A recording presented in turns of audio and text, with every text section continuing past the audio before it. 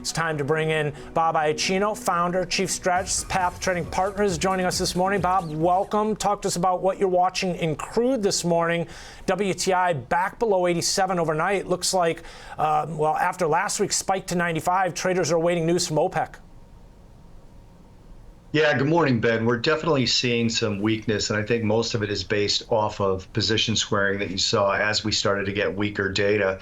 You know, we've gotten a lot of PMI figures over the last, call it 10 days or so, whether you're talking about the manufacturing, the ISM in the US, or some of the smaller PMI sets of data that you get. You get the Hong Kong bank data in Germany and over in China. You get the same thing in the US called the S&P PMIs.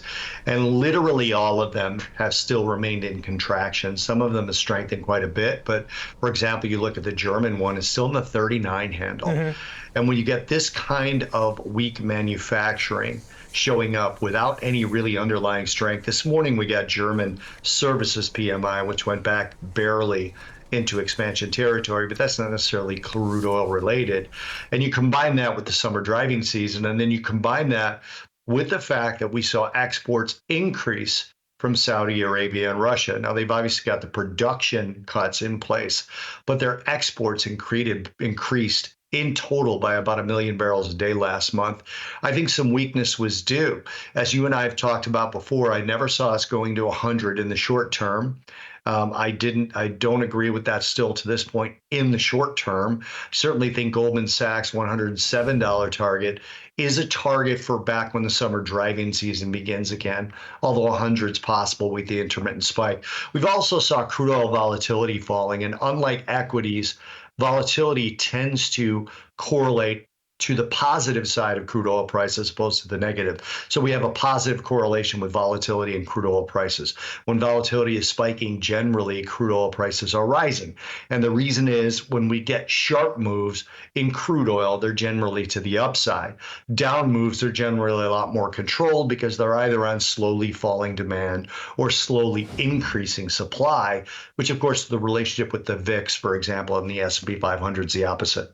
You know, Bob, in terms of that increasing supply, it sounds to me like you're more in the camp of Citi, right? They're calling for $70 over the next 12 months versus the Goldmans and others that you pointed to calling for triple digit oil, $100 a barrel ultimately. And they did, again, Citi, much like you, have cited some of that increasing supply. They were talking Brazil, Canada, I think it was, Iranian oil, and Venezuelan oil that's been getting out. You know, I get the privilege, Ben, of being on with you every Wednesday. So I think when you're talking about 107 versus 70, let's come back to that maybe 3-6 months from now. When you're talking about me, what camp I'm in on a pullback in crude oil, and that pullback is likely an area to buy. Right now, I'm targeting more along the $84, $85 level. You know, when Citi talks about 70 and Goldman talks about 107, they'll both be right over time, and it's just a matter of which one adjusts that particular estimate. You know, you see this with analysts all the time, and I don't mean to pick on analysts. They have a job to do, and their job is much longer term than me.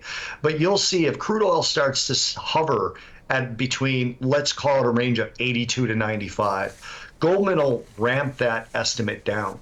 And eventually they'll be right. And the opposite's true as well. You'll see Citi ramp theirs up if the new range happens to be, let's call it 88 to 99. That's a bigger range than I gave to the downside, but whatever. As long as you have Saudi Arabia and Russia saying that they're going to control supply, and even though the U.S. is now just a hair from their all-time record in production, you get some conflicting signals on U.S. shale, especially in the Permian.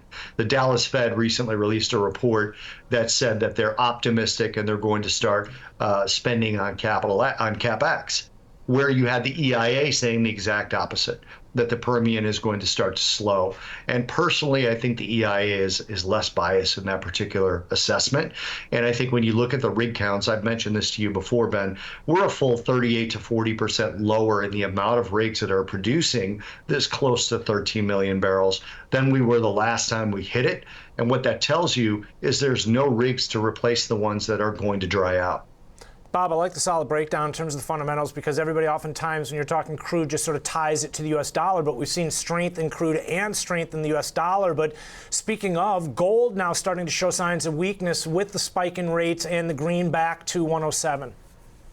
Yeah, I'd almost like people to ignore the dollar and look at rates in this particular case when you're talking about gold.